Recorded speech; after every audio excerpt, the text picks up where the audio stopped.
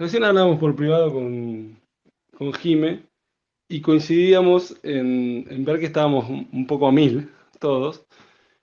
Y un poco pensaba qué complicado es bajar el ritmo, ¿no? Las ansiedades, el ritmo y demás.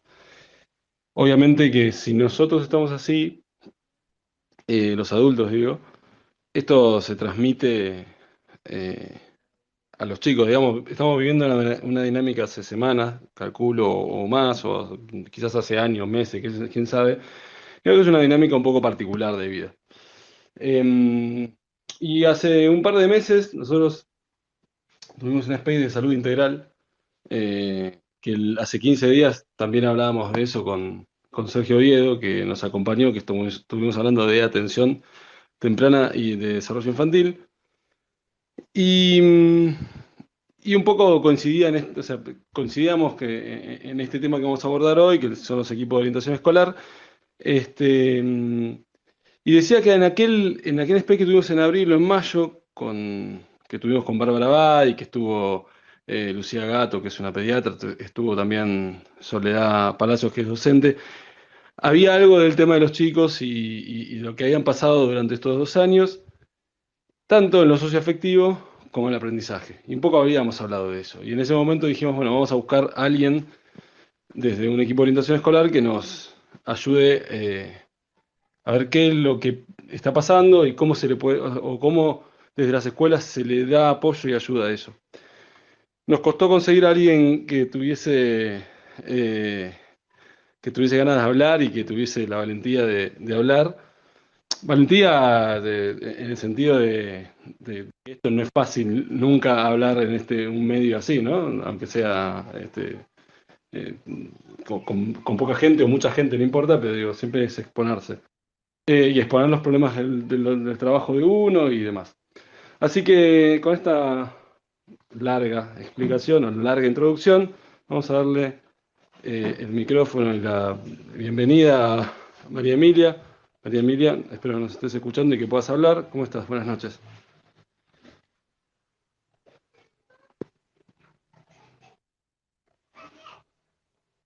Hola, buenas noches. Ahí, buenas noches. Gracias a ustedes por la invitación. Bueno, gracias a vos por estar acá. Contanos un poco qué haces, de dónde sos, y cómo llegaste a lo que haces, digamos, ¿no? Bueno, yo soy de la ciudad de Mar del Plata, soy licenciada en Servicio Social, trabajo actualmente en dos escuelas, una que es de modalidad especial, que depende de la provincia de Buenos Aires, y la otra es privada, que depende de IPG. Y bueno, estoy trabajando en ambas, en los equipos de orientación escolar o equipo técnico, tienen distinta denominación según la modalidad donde uno se desempeña, en el rol de orientadora social o asistente social, de los denominados antes llamados mal gabinetes. Bueno, ahora son los equipos de orientación escolar que trabajan dentro de las escuelas del territorio, en este caso de la provincia de Buenos Aires. En- Me imagino que siempre son muy importantes, pero durante la pandemia empezaron a desarrollar un papel importante los equipos de orientación escolar, pero en un punto con la virtualidad me imagino que se hacía muy complicado el trabajo, ya digo, el día a día para todos, para todas las actividades, pero digo, para ustedes más todavía. ¿Cómo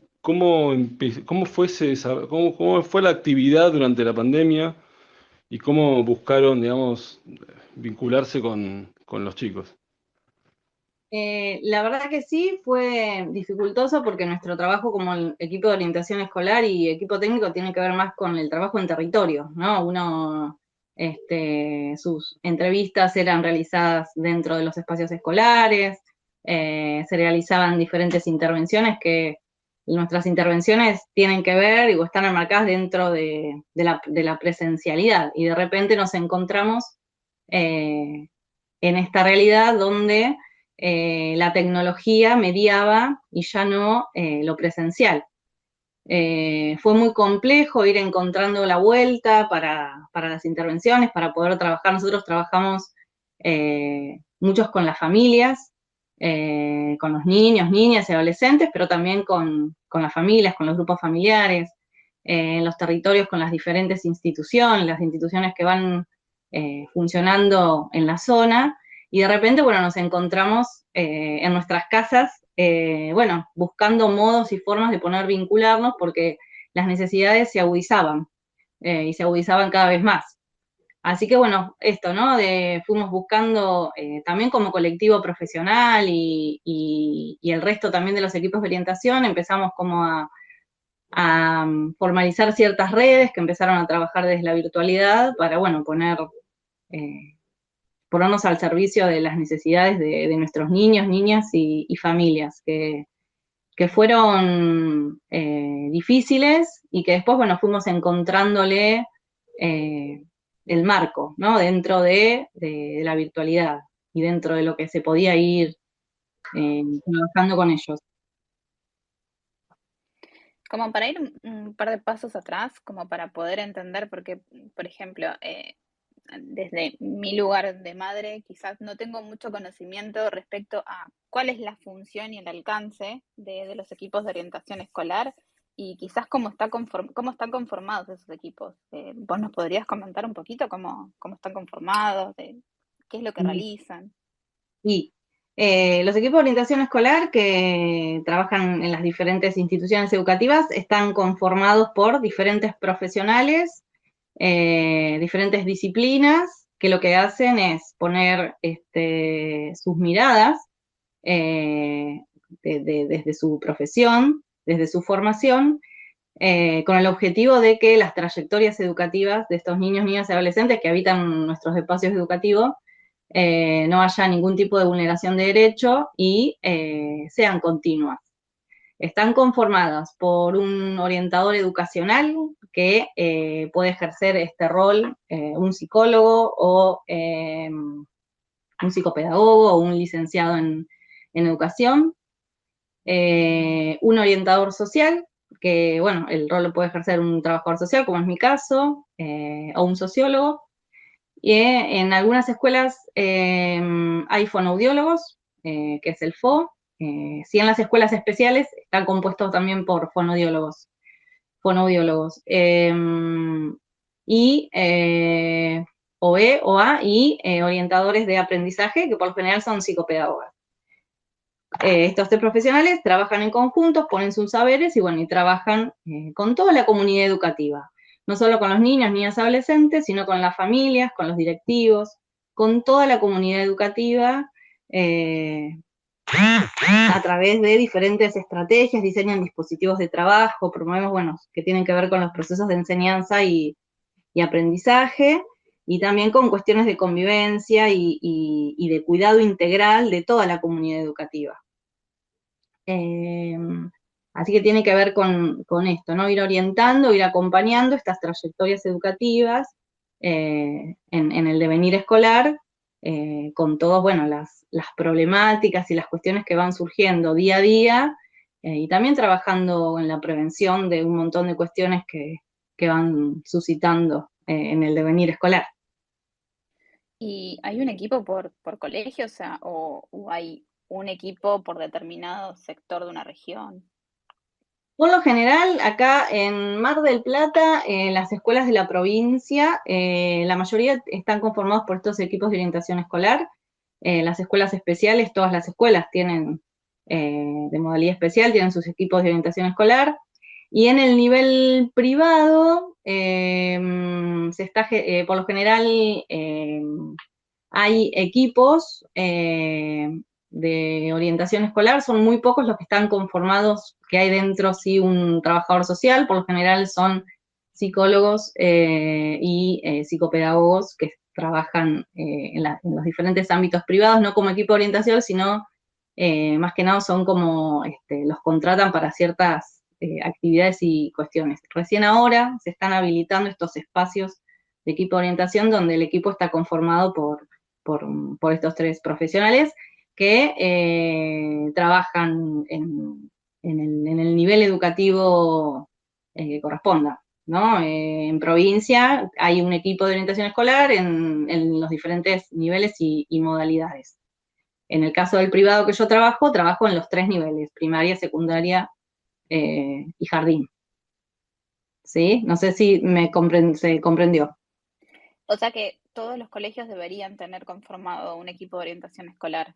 Exactamente, sí. Todos los equipos, todos los colegios deberían tener un equipo de orientación escolar.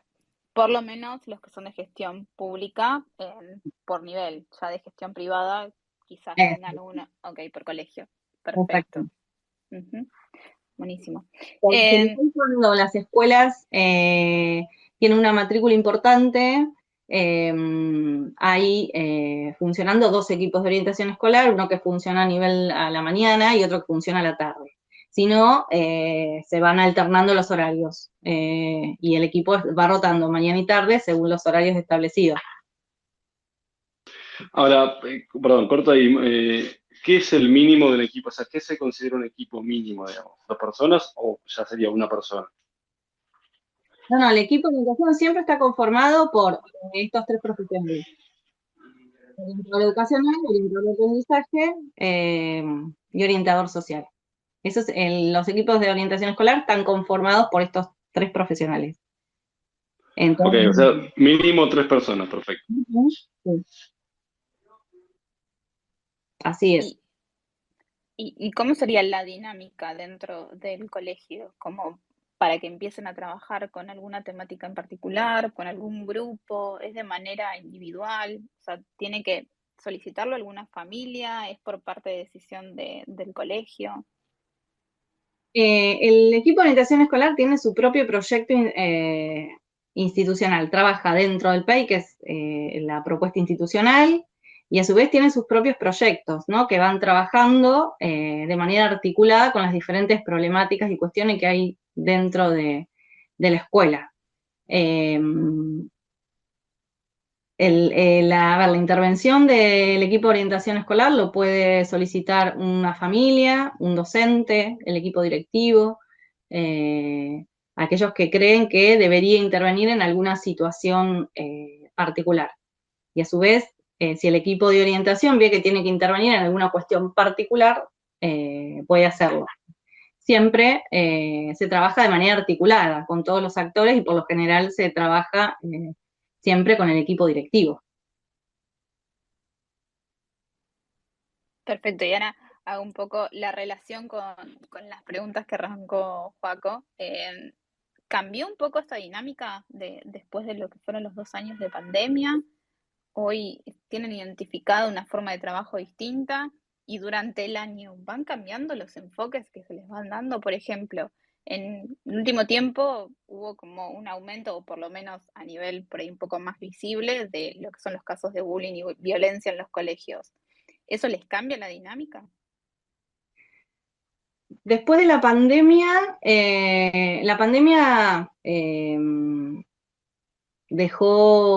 se empezaron a visualizar diferentes cuestiones y problemáticas eh, con las que, bueno, ahora hace que trabajemos como en el emergente.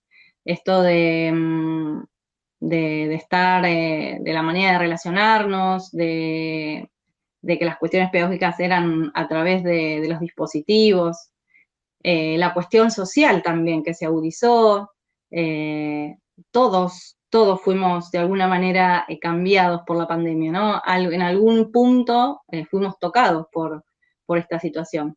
Por lo tanto, cuando volvimos a las aulas, no éramos los mismos. Y muchas cuestiones y muchas dinámicas que se daban antes de la pandemia, muchas cuestiones pedagógicas, tenemos muchos docentes que nos ven bueno, esto no funcionaba antes de la pandemia, pero ahora con determinados grupos, esta metodología, estas cuestiones no me funcionan, y bueno, y se repiensan en conjunto distintas estrategias para abordar. Bueno, hubo muchas cuestiones que se visualizaron, como por ejemplo las cuestiones sociales, las brechas tecnológicas, las cuestiones más que nada vinculares que se han puesto de manifiesto. porque bueno, no es lo mismo el adolescente, por ejemplo, no es lo mismo un adolescente que estuvo casi 1 año y medio vinculándose con otro a través de un dispositivo, y ahora cuando vuelven a los espacios, ¿no? Empezar a encontrarse, empezar a vincularse, empezar a relacionarse. Bueno, han puesto de manifiesto un montón de cuestiones emocionales que se están viviendo ahora y que, bueno, venimos trabajando tanto con las familias como con los mismos niños adolescentes a través de talleres y diferentes encuentros para poner en palabras todo esto que vivimos en la pandemia y que de alguna manera se manifiesta ahora en las aulas a través de millones de manifestaciones, ¿no? Y que cuando vamos hablando con las familias y con los mismos chicos, dejan entrever estas cuestiones que vamos como construyendo, ¿no? Y que las vamos trabajando a diario. Pero bueno, es básicamente esto, ¿no? Ahí quizás para profundizar más, en el detalle, ¿qué es lo que fuiste viendo? O sea, volvamos al momento del año pasado, quizás, con la primera vuelta. No sé si hubo tiempo de trabajar, digamos, fue muy poco tiempo el que se volvió, ni hablar en octubre de 2020. eh, Tampoco sé cuántas escuelas en Mar del Plata volvieron, digamos, a ciencia cierta, pero en esa primera vuelta, ¿qué pudieron ver, qué pudieron trabajar? Y después, durante el resto del año, digamos, ¿cómo fue la dinámica? Ahora ya 2022 entiendo que es otra realidad, digamos. Me parece que los problemas ya afloraron y explotaron incluso. Sí, cuando empezamos a trabajar, acá empezamos recuerdo, la mitad era presencial, la mitad era virtual. Eh, Había como una falta de motivación, dificultades para mantener el compromiso y la participación. Se pudo observar mucha ansiedad, por esta cuestión causada por la incertidumbre de no saber lo que iba a pasar. eh, y bueno, la falta de contacto social, ¿no? Esto que afectó mucho la salud más que nada mental y de los chicos y de los niños, ¿no? Esto es lo que se vio. Y lo que, bueno, empezamos como a trabajar la cuestión de la motivación y de estar con un otro en un mismo espacio. eh, por ahí eso fue lo que más se profundizó. Por ahí en los espacios públicos esta cuestión de las brechas digitales y tecnológicas que hicieron que muchos accedieran a la educación y otros, bueno, ¿no? Accedían de manera distinta a través de módulos. Y ahí, bueno, se vio la diferencia cuando empezamos a volver a las aulas. Eso fue como lo más marcado que se pudo ver en este tiempo y que se sigue trabajando ahora, ¿no? Por ahí la orientación a buscar espacios donde se puedan hablar de estas cuestiones, eh, trabajar codo a codo con las instituciones de los centros de salud y demás, que también tienen un montón de demandas, eh, y diferentes dispositivos que se fueron armando para poder atender estas cuestiones. Eh, fue complejo el término del año pasado y bueno, todavía ahora siguen habiendo como consecuencias con las que se siguen trabajando y se siguen manifestando a diario. En el trabajo, digamos, el día a día del equipo de orientación escolar, el contacto, ¿cómo se ejerce el contacto con el alumno, digamos? O sea, eh, lo ejercen todos, digamos, vos estés en contacto con los alumnos también, solamente los psicopedagogos, digo, o el psicólogo, ¿cómo funciona eso, digamos? No, no, en realidad el equipo de orientación escolar habita la escuela como un docente. Muchas veces estamos en las aulas porque hay algún taller bueno, que el equipo de orientación lleva adelante, o tenemos que estar porque, bueno, faltó un maestro y también estamos encargados de lo que se llama continuidad pedagógica, estamos también dentro de las aulas. También, bueno, esto, si queremos hablar con un niño o niña, por lo general hubo anteriormente alguna reunión con algún papá, con alguna mamá, donde hablamos con ellos de alguna situación en particular, en los contextos de recreo, digamos, estamos permanentemente en contacto con los niños y con las niñas, como un docente. Nosotros en las escuelas somos docentes, tenemos el papel del docente, entonces vamos trabajando de esa manera. Eh,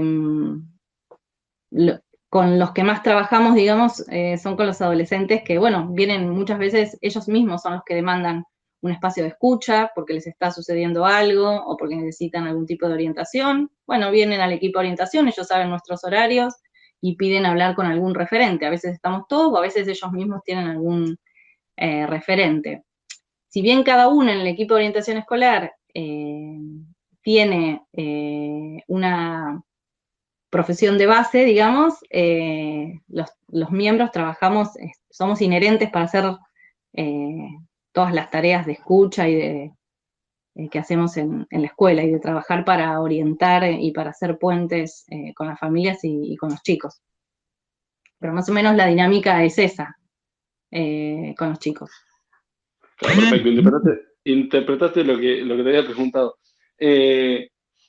Bueno, y en ese contexto,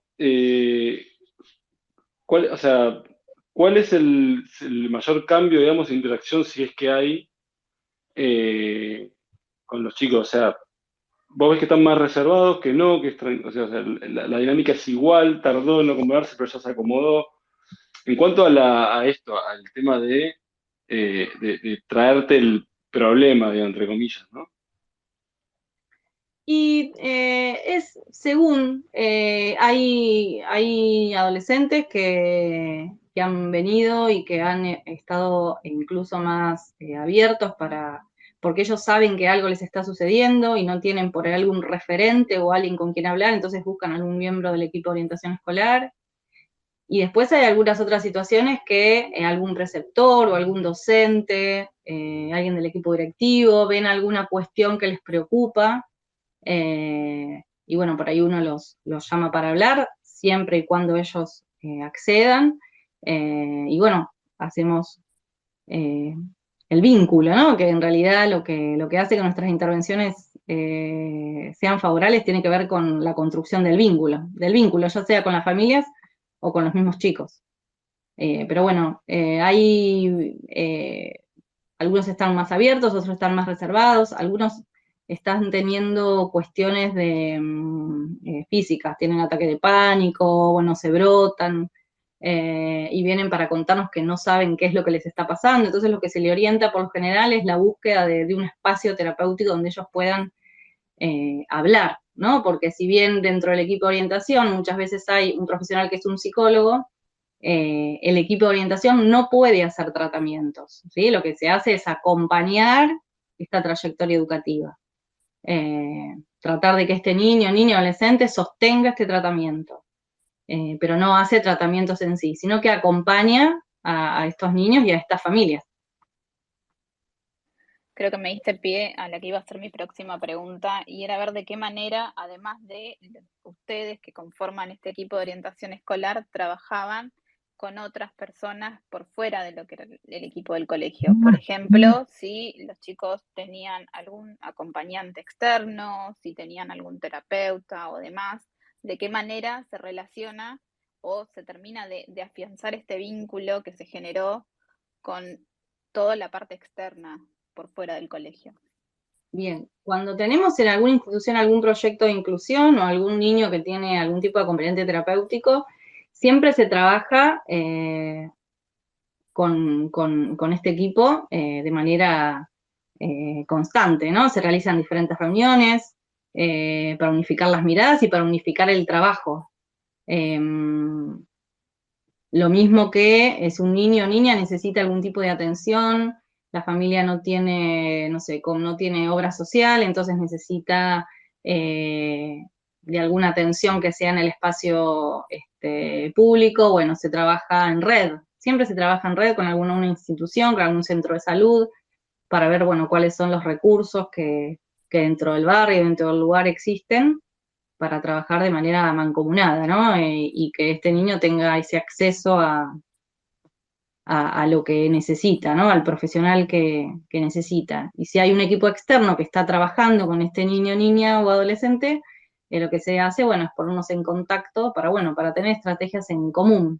Lo mismo que con el acompañante terapéutico y demás. Se van haciendo reuniones y se van trabajando en conjunto eh, en pos del bienestar de este niño, ¿no? Lo mismo que con la familia, también. Y en general la recepción de las familias es como buena al vínculo este que se genera, al primer contacto. ¿Cómo es la reacción? Hay de todo, es según la situación, según el caso.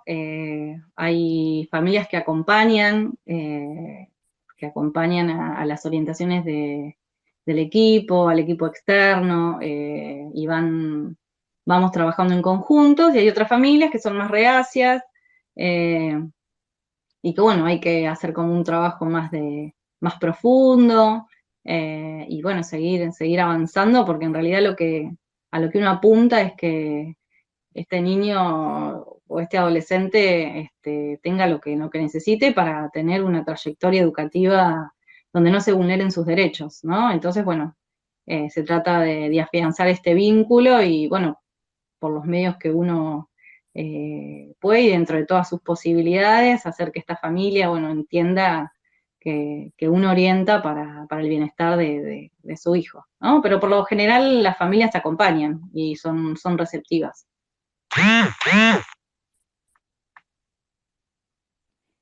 ¿Y hay algún tipo de, o sea, de seguimiento hacia las familias? Si hay algún tratamiento o algo que hay un compromiso tomado, ¿cómo el equipo puede hacer un seguimiento para ver si realmente este niño, niña o adolescente está siendo acompañado?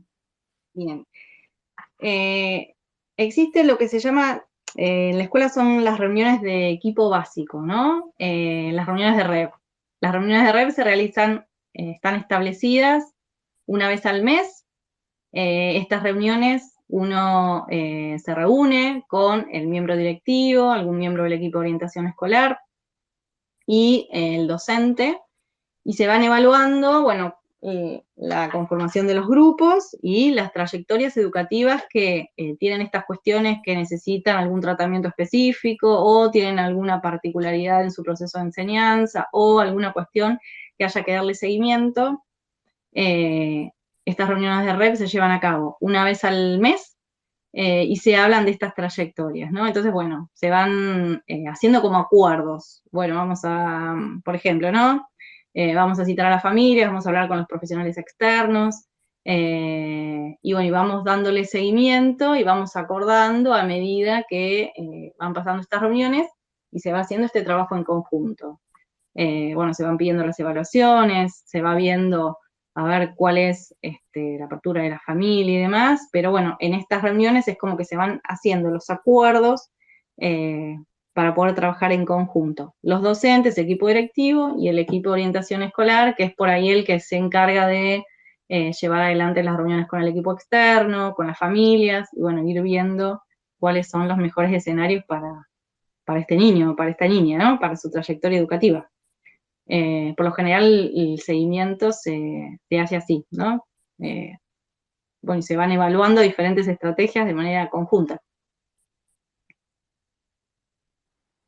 Y, por ejemplo, si hay algún tipo de padre o de familia que identifican, o hay un grupo de padres que identifican alguna problemática dentro de un curso, ¿pueden ellos proponer algún tema para ser tratado por el equipo de orientación escolar? Sí, Por sí. ejemplo, algún caso de bullying que lo hayan, o sea, que sea notorio, o por ejemplo, ahí lo que sucede mucho con los grupos de WhatsApp, que por ahí dentro del colegio no es evidente, pero por fuera sí, o en redes, ¿eso puede ser tratado? Sí, el equipo de orientación siempre está abierto a la recepción de aquel mamá, papá, o por lo menos los equipos de orientación en los que yo he trabajado, que tienen alguna inquietud con referente a alguna cuestión de sus hijos. El equipo siempre recepciona a estos padres y los escucha sus propuestas, Y bueno, y vamos elaborando en conjunto cuáles son los alcances. En estos temas más que nada lo que se hace es por ahí trabajar desde la prevención y si hay alguna cuestión particular de bullying y demás, bueno, se trabaja específicamente con estos grupos que están teniendo este tipo de problemáticas. Pero aquel papá, aquella mamá que está preocupada por alguna situación, los equipos de orientación los recepcionan porque, bueno, la idea es esto, insisto, es trabajar en conjunto. Eh, Así que sí, sí, que el equipo debería recepcionarlos y, bueno, y escucharlos, ¿no? La idea es esta, escuchar y elaborar estrategias en conjunto. Estamos hablando con María Emilia Melo, ella forma parte de dos equipos de orientación escolar en Provincia de Buenos Aires, básicamente en General Porredón, en Mar del Plata, donde ellas, sos oriunda de allá, ¿no? Sí. Son nacida y criada en Mar del Plata, entiendo. Y es muy interesante escuchar más que nada eh, cómo ellos, como el equipo de orientación va un poco actuando, me imagino que es como una suerte de lechuzas que van viendo todo, pero también van hablando y es como el kiosquero del barrio que habla con los chicos, digamos, o sea, este, y viendo qué es lo cómo están yendo todos los días, cómo ese sentir como de la calle o del patio del recreo, digamos, me imagino. Eh, Ahora, yo veía esta semana, la semana pasada, eh, estos eventos, digamos, de, de violencia dentro de los colegios, en el marco de los colegios, y lo que me pregunto es, primero, obviamente, si hay un aumento con respecto a esto, eh, si notas un aumento, y lo otro es cómo se trabajan esos casos en particular, digamos, ese tipo de casos, que no sé si serán eh, muy únicos o bastante comunes, digamos. Por ahí vos estás refiriéndote por ahí a casos o hechos puntuales que son graves, digamos, para llamarlos de alguna manera. Dentro de la provincia de Buenos Aires hay una guía de orientación para la intervención de situaciones conflictivas y de vulneración de derechos, de estas cuestiones que suceden en el escenario escolar. Y es una guía que te va orientando para cómo actuar en estas situaciones donde, bueno, hay bullying o donde hay hostigamiento. Eh, y bueno, por lo general se trabaja a partir de esta guía, ¿no? Claramente cada hecho va a ser particular porque cada dinámica institucional es diferente, cada escuela tiene su dinámica propia, eh, pero bueno, se enmarca la resolución de conflictos dentro de esta guía de orientación escolar. No sé si han aumentado los casos graves, sí, lo que se ven por ahí en las escuelas es esta cuestión de la dificultad de vinculación y es lo que, bueno, se debe trabajar más que nada en la prevención para que estas situaciones no lleguen a un hostigamiento o a estas cuestiones que vemos en los medios que son tan graves, ¿no? Eh, lo ideal es poder ir trabajando la prevención, ir fomentando espacios de diálogos, de escucha, eh, para que esto no llegue a mayores. Y si esto sucede, está en esta guía de intervención donde van orientando a toda la institución educativa en cómo actuar en estas situaciones puntuales. Que hay, bueno, hostigamiento y que hay bullying, ¿no? Pero esto, ¿no? Es siempre trabajar la prevención, la escucha respetuosa, acordar diferentes estrategias entre los diferentes miembros de la institución, este, para que esto, bueno, no suceda y no pase. Así como... Y, perdón. No, iba a decir que así como están estas situaciones, también esta guía delimita diferentes situaciones conflictivas para trabajarlas y le da como un marco, para poder intervenir desde este marco. Claro, es como un protocolo. Y, me imagino.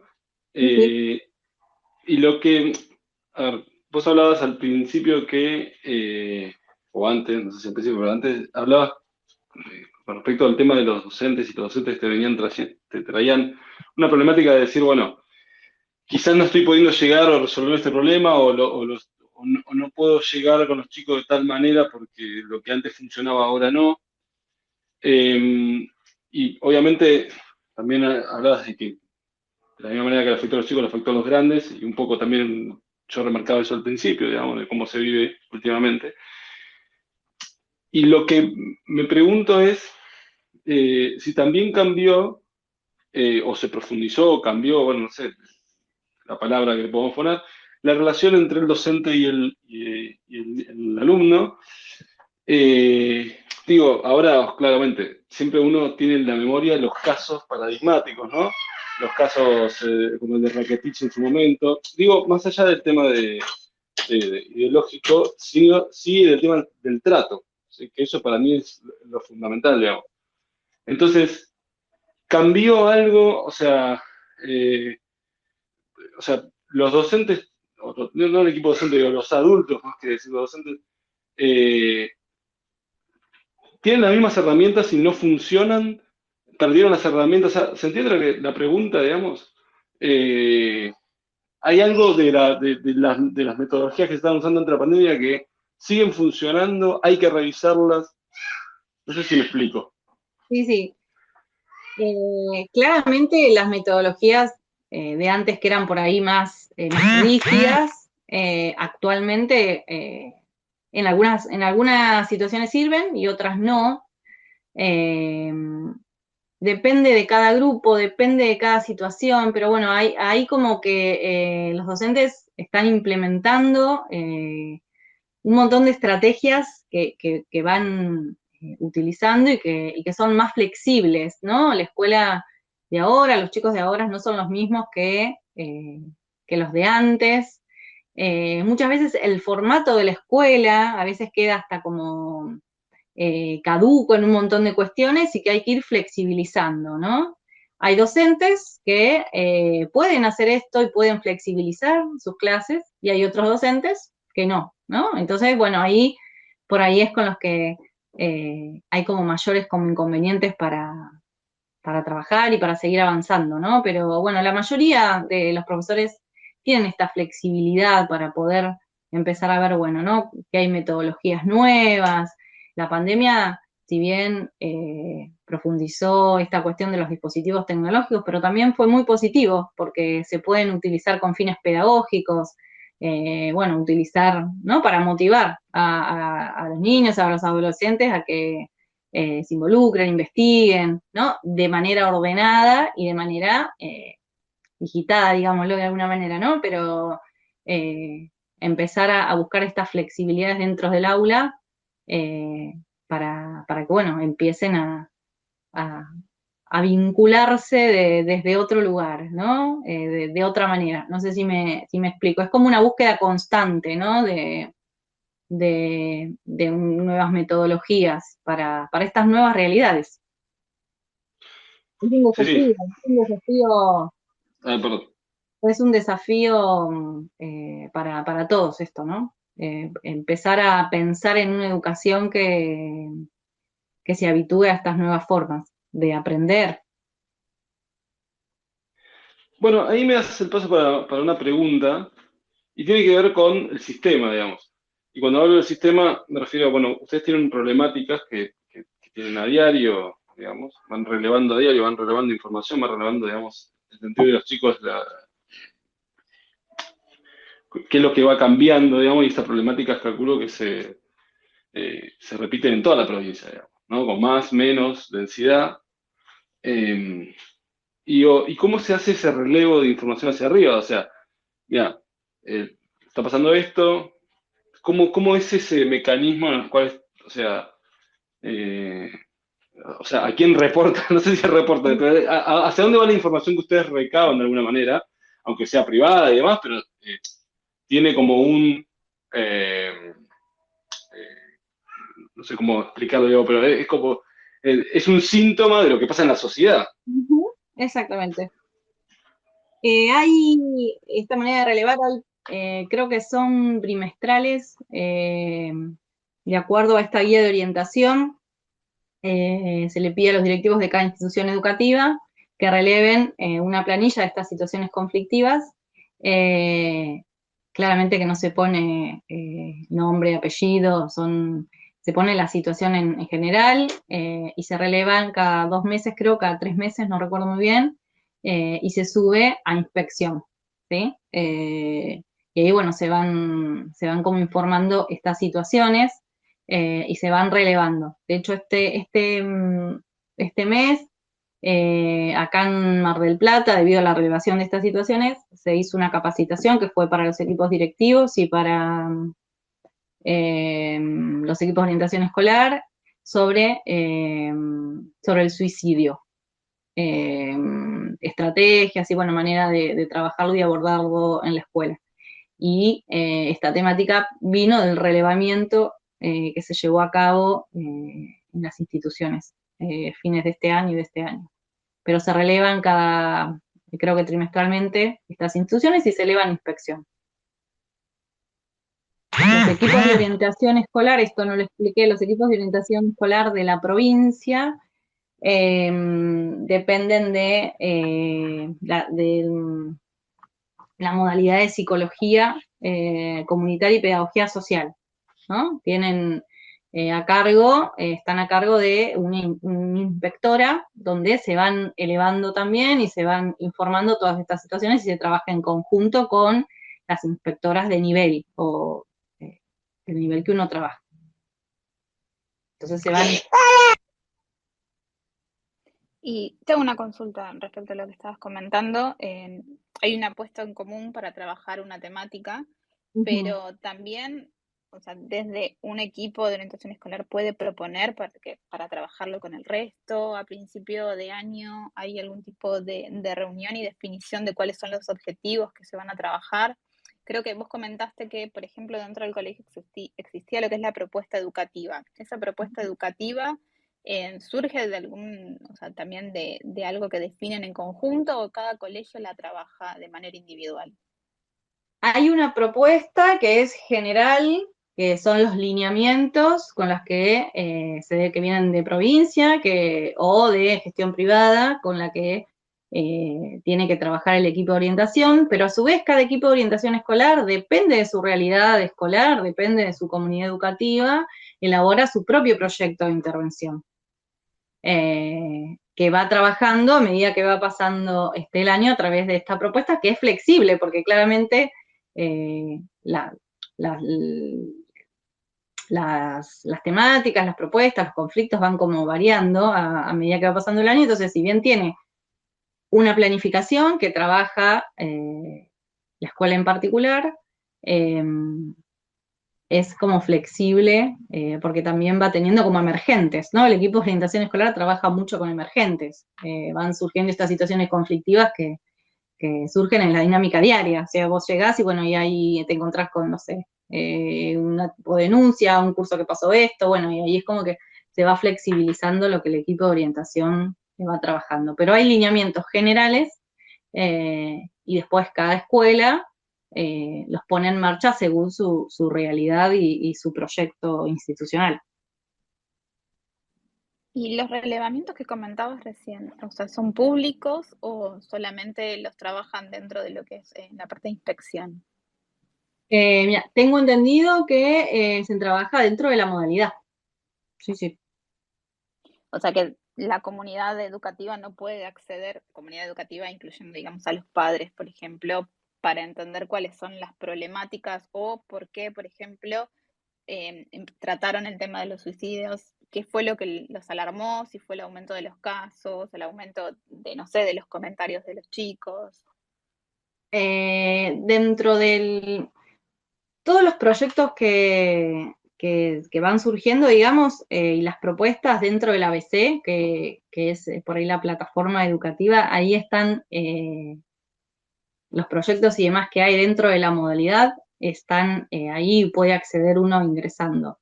Después los datos específicos, no sé si, la verdad que no sé si están en algún lugar como para poder acceder al dato específico, ¿no? No, sería...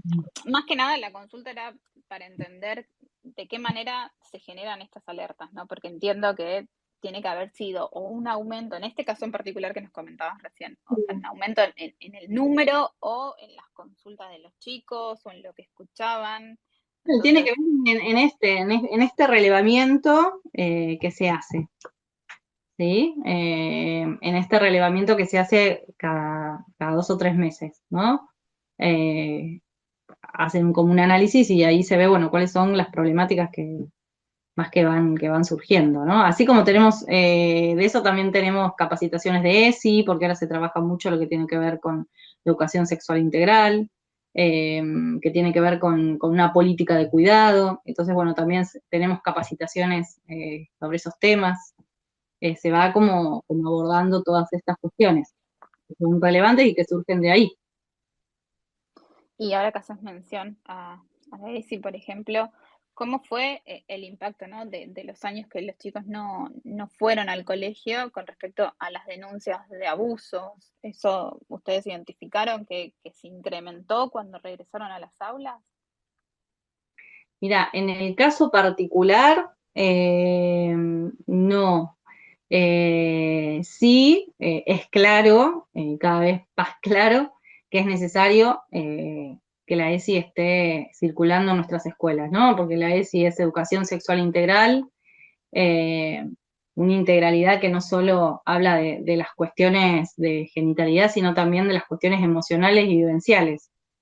Entonces, sí se hace sumamente necesario trabajarlas y cada vez más dentro de las escuelas, que claramente al ser integral es transversal a todas las materias, ¿no? Entonces, se trabajan los diferentes ejes de la ESI en torno a toda la currícula, ¿no? No es una actividad que tiene que ser esporádica, sino que es una actividad planificada y transversal a todo el currículo. Eso es lo que...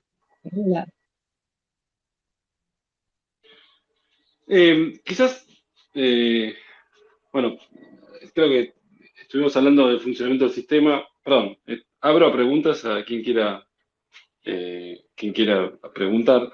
Digo, ya que estuvimos haciendo un pantallazo bastante grande por lo que es el funcionamiento del equipo de orientación escolar, con los roles, con las funciones, con el día a día y con las temáticas que trajo la pandemia o que agudizó más que nada la pandemia y todo el proceso de restricciones escolares. Eh, lo único que quizás no tocamos, ahora que lo estoy pensando y demás, es el tema quizás de los contenidos. Eh, ¿Qué es cuál es lo que han visto, lo que están viendo? Alguien decía, o bueno, en realidad no, alguien no, lo decía nuestra psicóloga de aquel space de salud integral, la Bárbara Badi, decía, bueno, quizás tengamos que empezar a convivir con la pérdida y lo que se pierde, no se recupera. Bueno, ¿qué se perdió? Que, por lo menos desde la visión que están teniendo los equipos de orientación escolar, y qué se va a poder recuperar o qué se está recuperando, digamos, en cuanto a lo que es contenido y ya no la mirada socioafectiva de los chicos. ¿Están los contenidos pedagógicos, los contenidos curriculares? Sí, sí, En realidad, los contenidos y demás se han ampliado, hay una mirada por ahí más abierta en cuanto eh, a, a lo que es eh, la... Los contenidos siguen siendo los mismos, sí con una mirada por ahí mucho más abierta y donde hay por ahí ejes más profundos donde, bueno, se trabaja esto de la equidad de género, bueno, cómo ejercer nuestros derechos, respetar la diversidad, valorar por ahí la afectividad, tiene que ver con estos contenidos donde muchas veces se empiezan a intermezclar por ahí otras cuestiones y otras vivencias, ¿no? Pero creo que los contenidos van siendo como los mismos, ¿no? En cuanto a lo curricular. Sí ha habido retrocesos en cuanto, por ejemplo, en primaria y en cuanto a los hábitos de los chicos y demás, se puede ver como, se pueden observar algunos ciertos retrocesos en cuanto a la lectoescritura y demás, que bueno, se van como trabajando de manera particular y según los tiempos de cada grupo en sí. Pero en general es eso.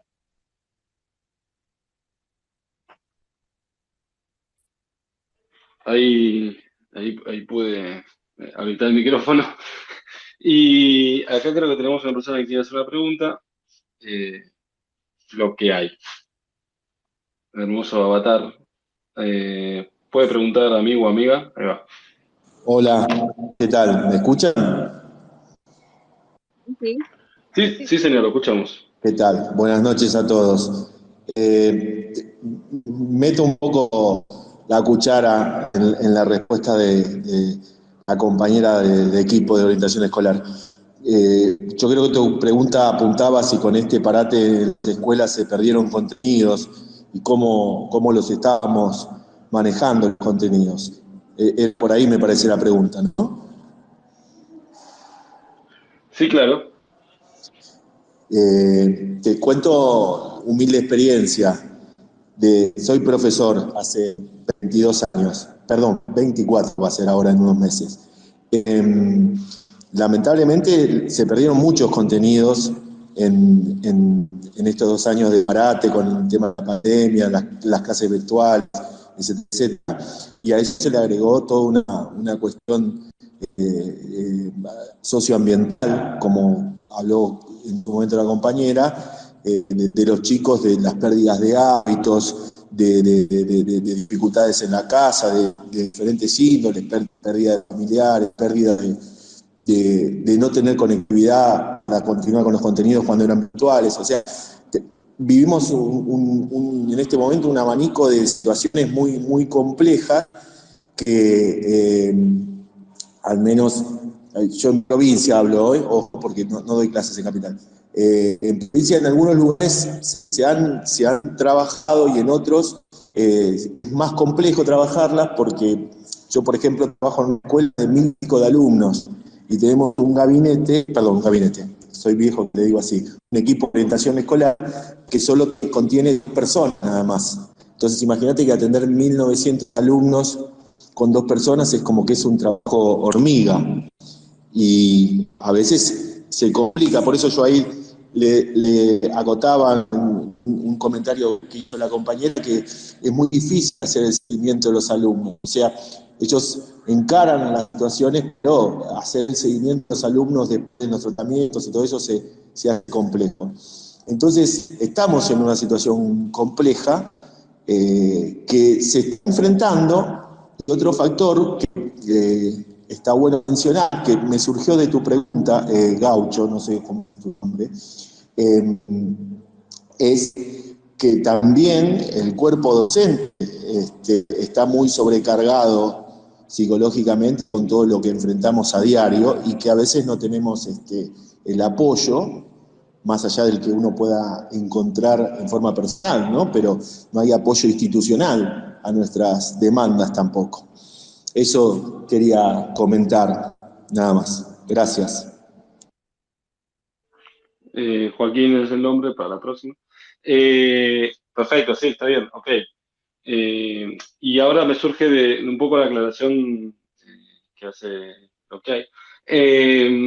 A la pregunta, cuando Jimmy hablaba del tema, bueno, o surgía el tema de, la palabra no es derivaciones, porque la derivación era anterior, ¿no? Me parece que es un vocabulario viejo, pero sí el tema esto de laburar en red con profesionales de afuera de la escuela, externos, y cómo se vio ese trabajo con la sobredemanda que hay, por ejemplo, con psicólogos, psicopedagogos, fonoaudiólogos, digamos. O sea, esto yo digo, lo hablo en carne propia, digamos, como fonoaudiólogo que ha tardado un año, por ejemplo, en, en poder atender una dislalia, una simple dislalia, ¿no?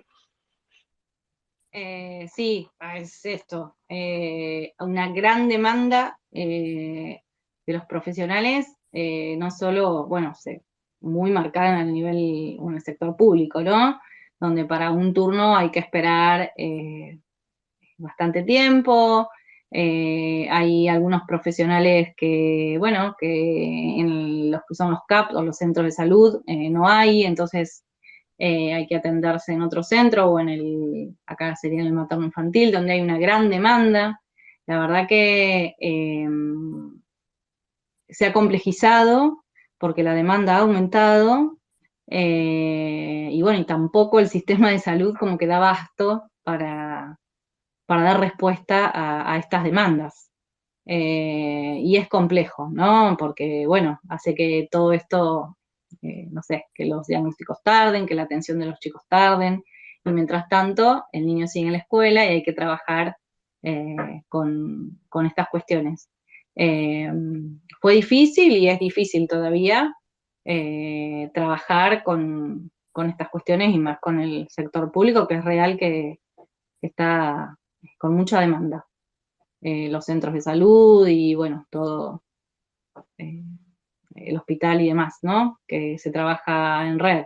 En la pandemia lo que surgió acá fueron desde el colectivo, desde la Facultad de Psicología, un dispositivo que durante el ASPO atendía de manera virtual a aquellas personas que no tenían obra social, y acceso, entonces, bueno, fue un recurso que se utilizó un montón para trabajar con estos niños que necesitaban atención, ¿no? Pero bueno, durante la pandemia se dificultó la atención, se atrasaron los controles, se hizo muy difícil trabajar, y ahora que digamos que volvimos a la normalidad, hay una sobredemanda y bueno, es muy complejo, es muy complejo. Sí, cuando yo hablaba de que había complejidad en la atención, digo en la atención privada, o sea, no me quiero imaginar en la gestión pública. Chocolate, bienvenida y entiendo que vas a hacer alguna pregunta o alguna aclaración. Tenés tu micrófono abierto. Hola, buenas noches a todos. Bueno, los estuve escuchando. Mi participación es como mamá de una niña en este momento ya de 11 años. Yo conozco, bueno, padres organizados en el momento en el que tuvimos que comenzar a reunirnos porque las clases no comenzaron. ¿Se me escucha bien? Porque por ahí se me interrumpe la conexión. Se cortó, pero ahora te escuchamos bien. Bien. Bueno, mi comentario era referido a ESI, que bueno, como explicaba recién María Emilia, es un espacio transversal, o sea que yo entiendo que trabaja también con todas las materias que se dictan en la escuela. ¿Puede ser? Debería. Bueno, porque en la escuela en la que yo estoy particularmente hemos notado en este último tiempo este tipo de actividades con los chicos donde se introduce la ideología de género que muchos de los padres no compartimos y que sentimos como un adoctrinamiento desde ese lugar. Incluso yo me sentí bastante como invadida en la educación y crianza de mi hija cuando antes de la pandemia, desde la escuela, ella en ese momento iba a escuela pública, se habían empezado a dictar cuestiones, o sea, clases o contenido que tenía que ver con el género a chicos de 8 años. En ese momento mi hija tenía 8 años.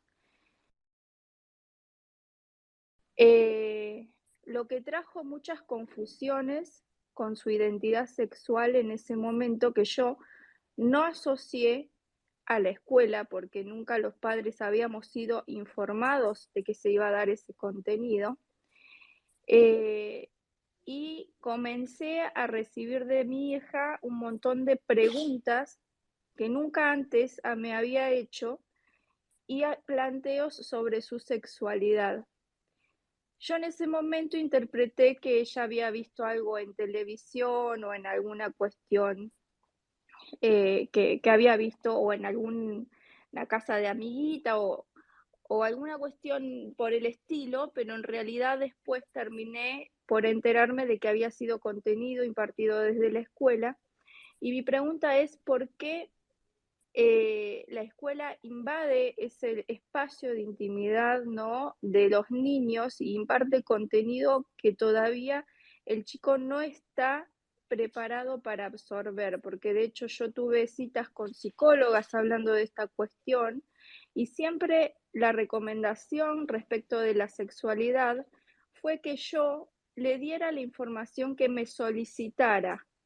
No que sea al revés, que yo trate de formar a mi hija en algún pensamiento sobre la sexualidad antes de que ella me preguntara.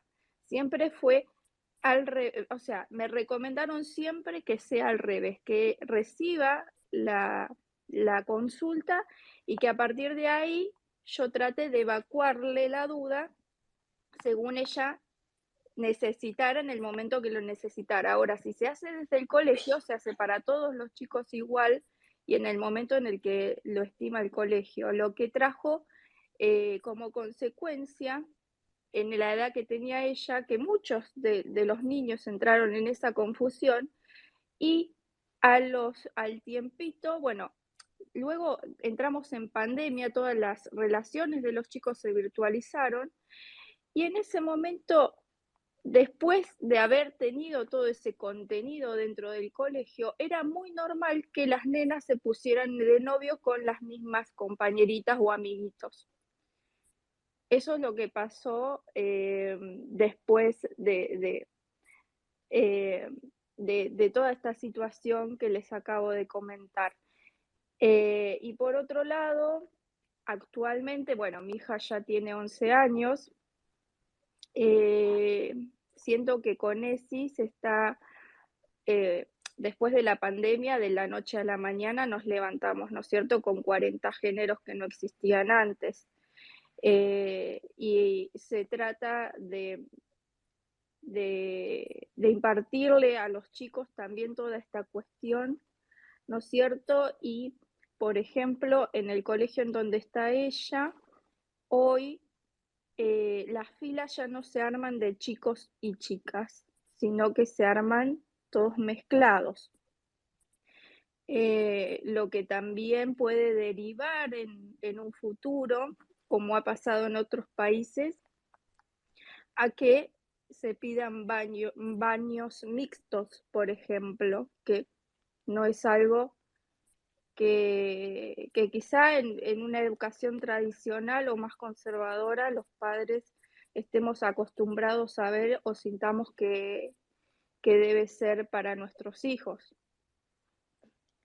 Pero bueno, cuestiones como esta también he visto en el último acto que ha tenido mi hija la semana pasada, donde nos invitaron a los padres a participar de una actividad de ESI, y en esa actividad de ESI los chicos tuvieron que preparar contenido referente a mujeres importantes para los diferentes efemérides que se celebran en la escuela. Entonces a cada grupo se le asignó estudiar diferentes mujeres que habían participado en fechas importantes. Pero el Igual, primer grupo que expuso y el más largo fue el grupo que tuvo que exponer sobre abuelas de Plaza de Mayo, por ejemplo. Y yo así creo dentro que de está ese bueno se lo van que filtrando nos estás cuestiones que tienen que comentando. ver con política. Yo siento realmente un adoctrinamiento de parte de las instituciones filtrado a través de este nuevo espacio que se ha incorporado en las escuelas. Bueno, ese era mi No creo comentario. que sea en todos los colegios, quizás no es tratado de la misma forma. Seguramente María Emilia nos podrá comentar de qué manera debería ser abordado. Está bueno, quizás lo que nos comentás, ver el caso en particular de por qué sucedió eso en el colegio, pero creo que no es el foco quizás de la ESI en sí. Disculpen, No no sé, los María Emilia, sí. escucho. No. En realidad, como dije hoy, la ESI tiene que ver con una política de cuidado, ¿no? Y una política de cuidado integral, donde uno de sus ejes tiene que ver con reconocer las perspectivas de género, respetar la diversidad, también tiene que ver con cuidar nuestro cuerpo, ejercer nuestros derechos, valorar la afectividad, y claramente que cada escuela le va a dar su impronta, ¿no? La Sí, impronta, digamos, la da pero la escuela. La idea es la integralidad, ¿no? La integralidad y poder hablar de diferentes cuestiones bueno, que son sumamente importantes hablar, pero insisto que la manera de ponerla es como de la escuela y de cómo cada uno va trabajando bueno, estas pero cuestiones. la escuela recibe una bajada de línea porque de hecho ha llegado a las escuelas, no sé si es un manual o qué, que se llama, y de ahí sacan las actividades, tengo entendido, que se llama el género de la patria, como si la patria tuviera un género. Lo desconozco. Sí sé de las efemérides que sí se dio Bueno, como esa actividad es justamente de el este tema manual, o sea, de las mujeres dentro de diferentes fechas patrias, ¿no? Se fue trabajando, por lo menos la experiencia que he tenido en, en donde he trabajado, ¿no? O sea, ha mirado como estas mujeres que han estado, que desconocíamos muchas veces, bueno, ¿no? Se ha puesto como el papel en estas fechas patrias importantes para nuestra nación, ¿no? Pero sin ir más allá, se ha trabajado por lo menos desde los espacios donde estoy yo, desde esa perspectiva.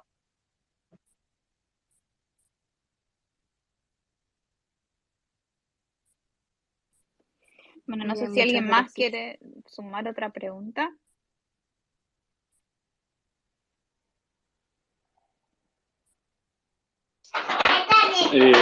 Perdón, que estoy teniendo un problemita con los piqueteros acá que tengo acá en casa.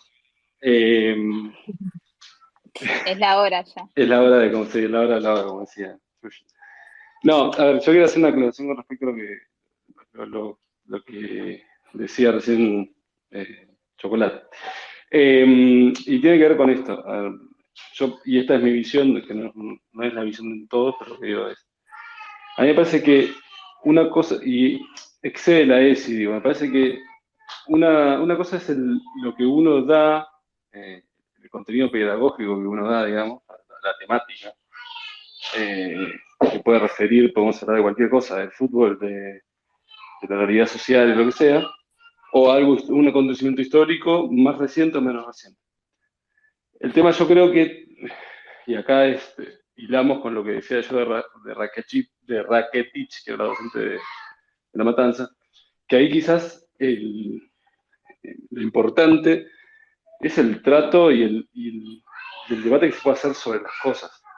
El problema también empieza quizás en tema de ESI por otros temas, pero lo refería más que nada a lo que tenía que hablar del tema madres, de Plaza de Mayo. Digo, la historia es una historia. Digo. Después el tratamiento que cada docente o se hace de cada acontecimiento, yo creo que ahí es donde empieza a hacer ruido para mucha gente, para muchos padres y demás. Y es lo más complicado de entender eh, eh, cuando, cuando los padres es algo que está entrando en conflicto con su familia o con la propuesta pedagógica que ellos tienen para sus hijos, digamos. Me parece que ese es el gran ruido que se produce. y que quizás hay ciertos colegios que tienen una mirada pedagógica de ciertos temas, y hay otros, o ideológica si querés, y hay ciertos colegios que tienen otra mirada, digo. Y me parece que puede ir por ahí la respuesta. No sé igual si ya estamos, creo que estamos en horario. Eh, no sé si hay alguna otra pregunta. María Emilia, perdón, no sé si quieres aclarar algo con respecto a lo anterior. No. Bueno, ha sido un space bastante desordenado, por lo menos por mi parte. Jimena estuvo muy sólida siempre. Y nada, agradecemos un montón que se hayan conectado, los que se conectaron. A María Emilia te agradecemos infinito.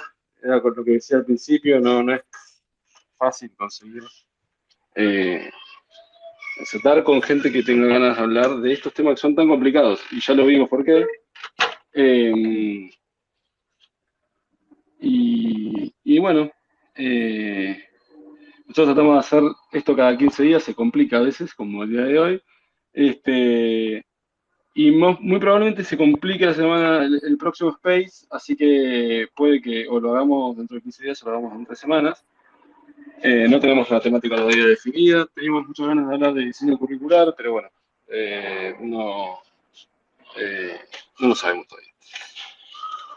Jime, Yo tengo una última duda. Sí, perdón.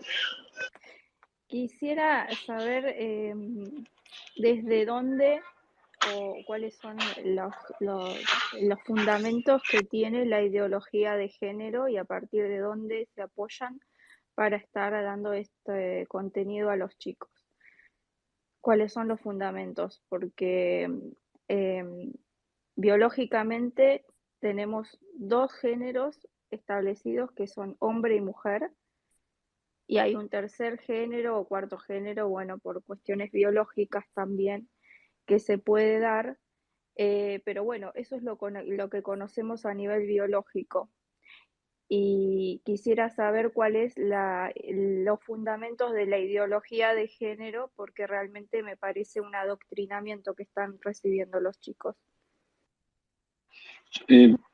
Antes de que, no sé si María Emilia quiere responder, pero a mí me parece en particular que ese tema excede el space de hoy, digo, es un tema inabarcable en este space.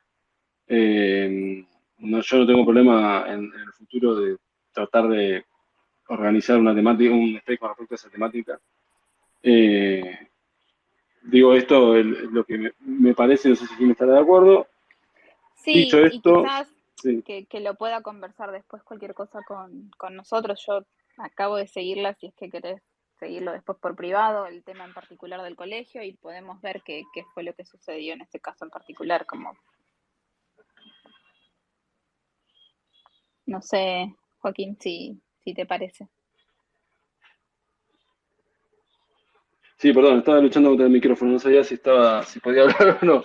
Sí, me parece genial, o sea, me parece genial que podamos incluso también ver la posibilidad. O sea, es un tema totalmente, no quiero usar la Delicado palabra, de por sí. delicado, polémico, sí. O sea, lo que sí también es que hay o sea, hay ciertos canales que se pueden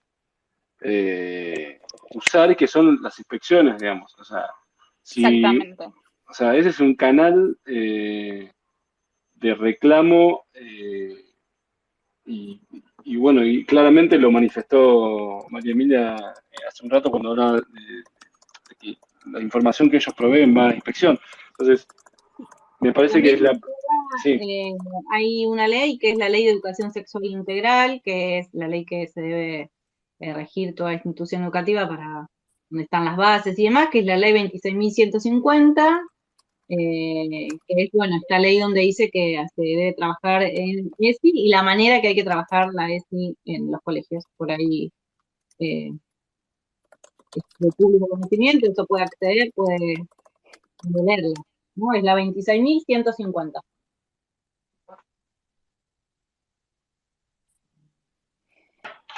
bueno, muy Se bien. sumó Bruno. Se sumó Bruno, le pido, es una habitué del espacio, así que le pido por favor que sea breve y que vaya al grano. Bueno, Muchas gracias. buenas noches, bueno, muchas gracias. Simplemente iba a responderle lo mismo que le respondió María Emilia recién. Digamos, hay una ley bueno, digamos, todas las escuelas tienen que tratarlo y se encuentra en los propios diseños curriculares. Eso es todo lo que quería decir. Gracias. Muy bien.